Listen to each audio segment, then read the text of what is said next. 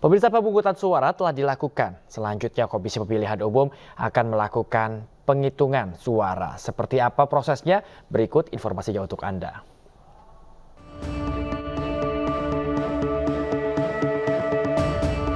Proses penghitungan hingga rekapitulasi perolehan suara pada pemilihan umum diatur dalam Peraturan KPU Nomor 26 Tahun 2013 tentang pelaksanaan pemungutan dan penghitungan suara di TPS dalam pemilu. Proses penghitungan suara dan rekapitulasi harus dilakukan terbuka dan jujur. Berikut adalah tata cara proses pemungutan suara dan rekapitulasi perolehan suara. Tahapan menghitung dan merekapitulasi perolehan surat suara dilakukan di TPS masing-masing. Sebelum melakukan penghitungan, tim KPPS memeriksa data pemilih yang menggunakan hak suaranya, penyortiran sisa surat suara atau yang mengalami kerusakan, penyiapan papan penghitungan suara hingga penyiapan alat tulis yang diperlukan ketika melakukan penghitungan dan rekapitulasi. Proses penghitungan dilakukan secara tertib dan berurutan dari mulai surat suara presiden dan wakil presiden, berlanjut ke surat suara pemilihan DPD RI, kemudian surat suara DPR RI, lalu surat suara pemilihan DPRD provinsi, dan terakhir surat suara pemilihan DPRD kabupaten. Ketika membuka kotak suara, tim KPPS harus memastikan kotak suara dalam keadaan tersegel. Kemudian setelah itu bisa mengambil surat suara satu persatu.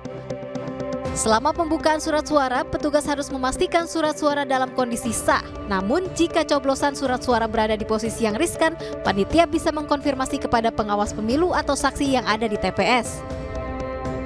Ketika surat suara yang ada semuanya sudah dilakukan penghitungan, petugas pencatat bisa melakukan rekapitulasi perolehan suara. Namun perlu diingat, pada pemilu tahun ini seluruh hasil rekapitulasi harus ditulis dengan angka digital. Jika rekapitulasi telah dilakukan, petugas TPPS bisa menyelaraskan data pemilih yang ada seperti DPT, DPTB, dan DPK, hingga surat suara sah dan tidak sah dengan hasil rekapitulasi perolehan suara yang ada di papan penghitungan.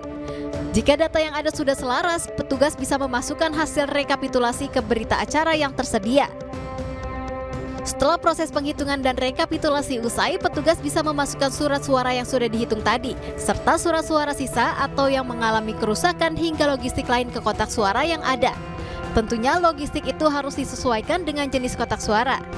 Jika surat suara sudah dimasukkan, petugas harus mengunci kembali kotak suara, serta menyegel kembali dengan stiker berlogo KPU yang tersedia.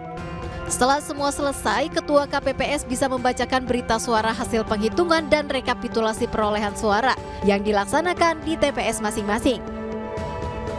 Itulah proses penghitungan surat suara dan rekapitulasi perolehan suara.